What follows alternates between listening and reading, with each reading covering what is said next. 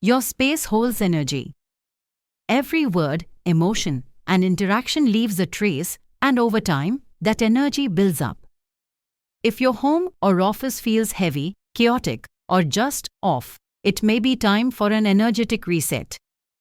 Creating a high-vibe sanctuary is not about expensive decor or new furniture.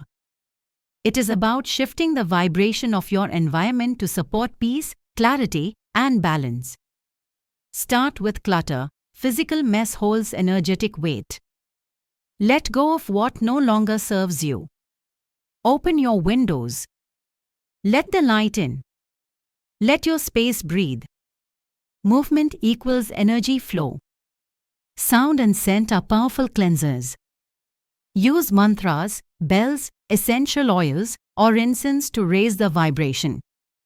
Finally, speak your intention aloud. May this space be filled with peace, love, and clarity. Energy responds to intention. Your outer space reflects your inner space.